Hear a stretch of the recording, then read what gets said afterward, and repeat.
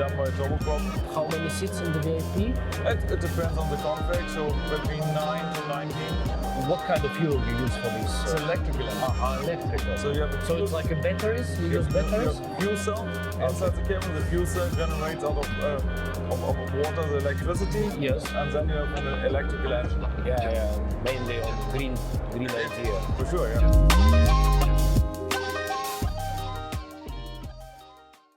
Thank you very much, Nico, for your kind ability to speak to us. So let me introduce Nico. He's the vice president of Deutsche Aircraft. This is nice, lovely bird who most of lovers of aviation know it quite well.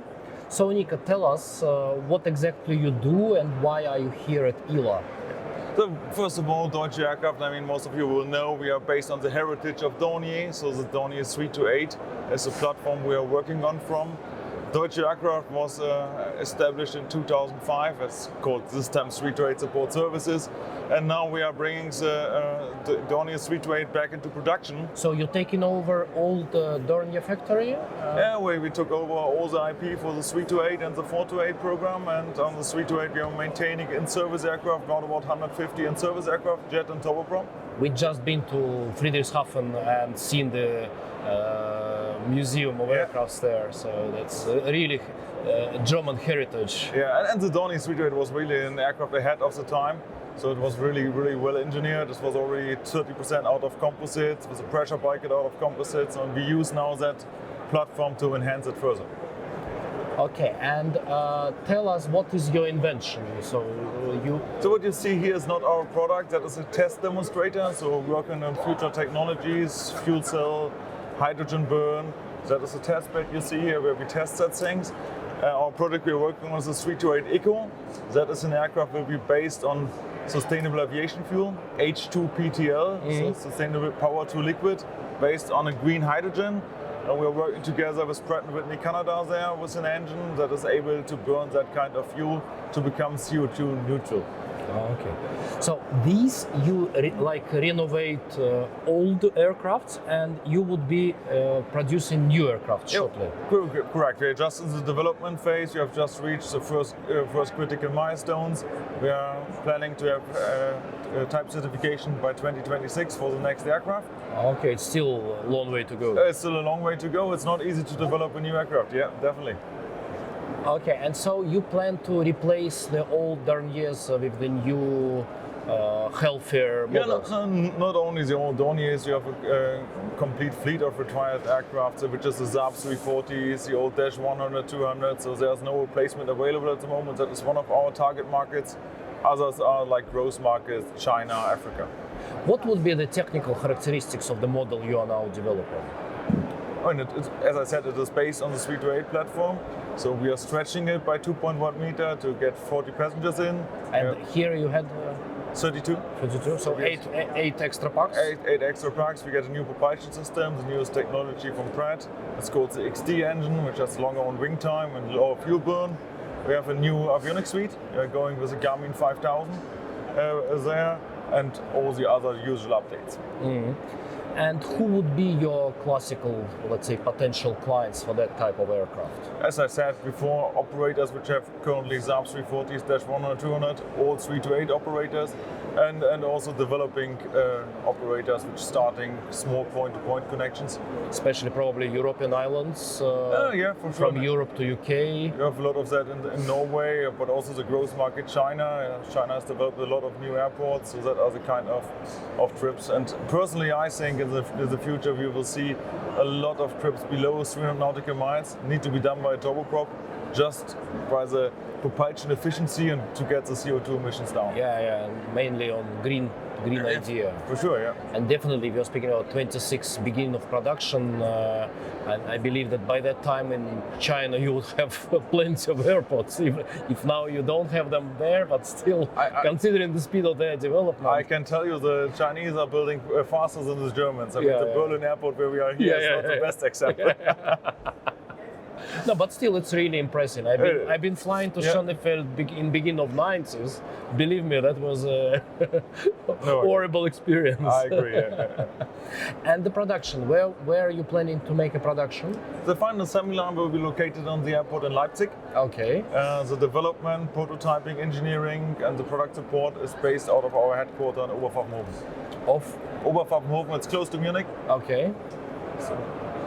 Okay. This is your first show, because I haven't seen you on other aviation shows. No, it's not our first show. We have renamed. So maybe you have recognized Street-Rate Support Services before. Okay. The name Street-Rate Support Service because in the past we were focused on the support and service of our fleet. Okay. And now, since 2017, we decided to go on a new product development. The name you have now, it's really nice. It's Deutsche Aircraft. It's a bit because we have the German heritage, the Dornier heritage. Yes, on the other side, Aircraft, because our owners here on Nevada Corporation is an American company. That's where the name comes from. Dornier tradition of construction of aircraft. I think it's really impressive. Yeah. This museum in Friedrichshafen, it's really a place to be if you are interested in aviation. Oh yeah, I agree. They've done a good job there. Yeah. And I think that's what's been developed. It's like hundreds of years of experience.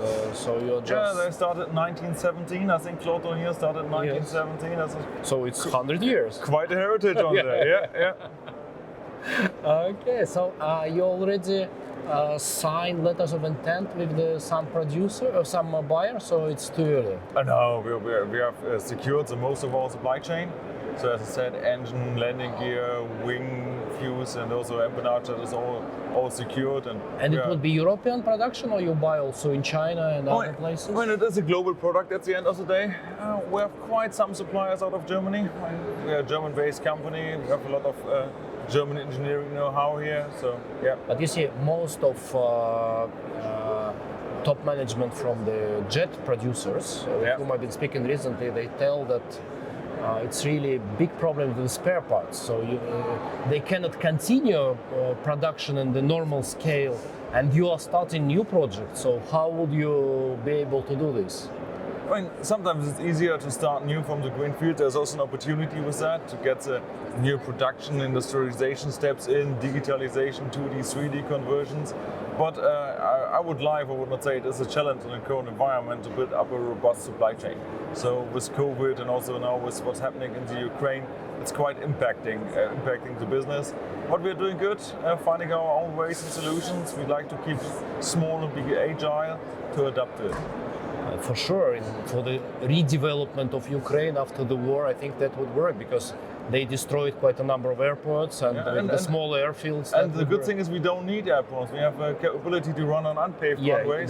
That's the key issue. You get a kind of a Kevlar gravel kit below, and you can land on grass strips, on dry riverbeds. So that's quite good. That's really important. That's why you mentioned Africa, I think. Yeah, correct. Yeah, that's one thing. And do they have money in Africa to buy this? I mean, there's money in Africa as well. Really? Yeah.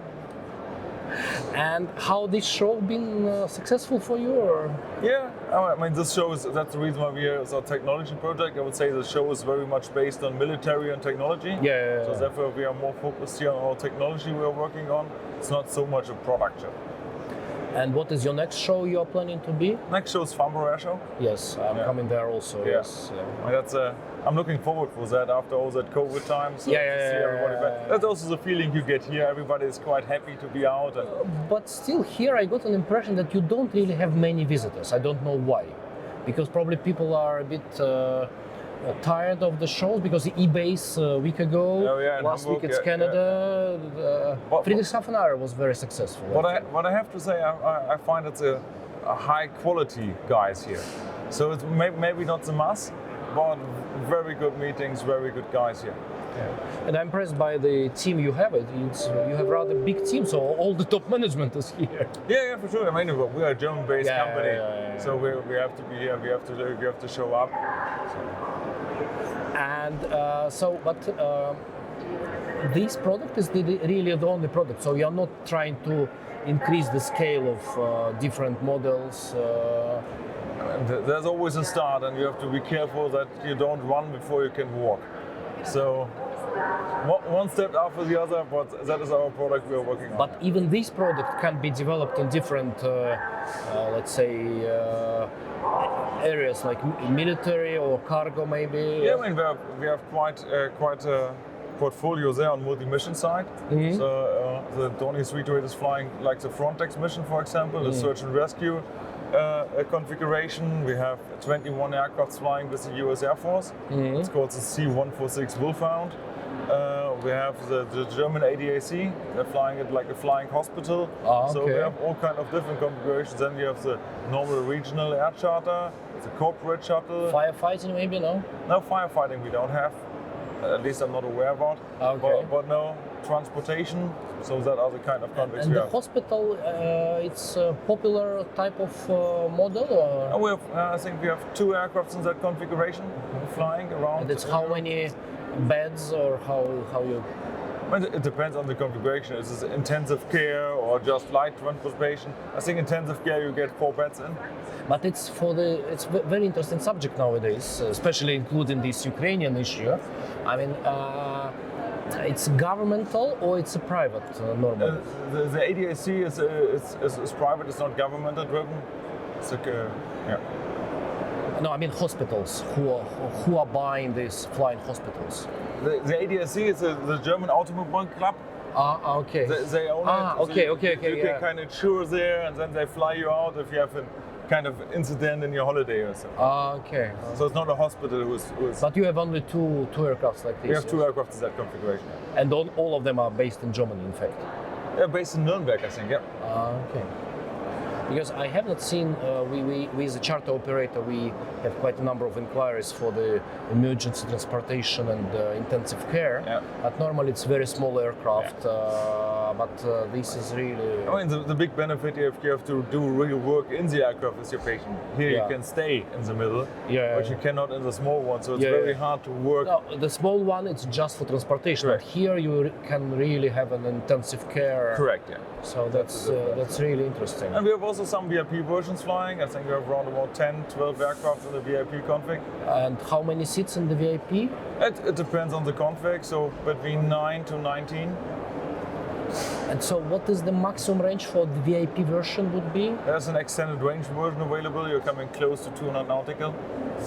Okay, and probably you just install additional fuel tank? Yeah, on top you remove the fairings there, back, behind and in front of the wing, and you get there then an extended range tanks, and you get additional capacity of 1,500 kilos. Okay.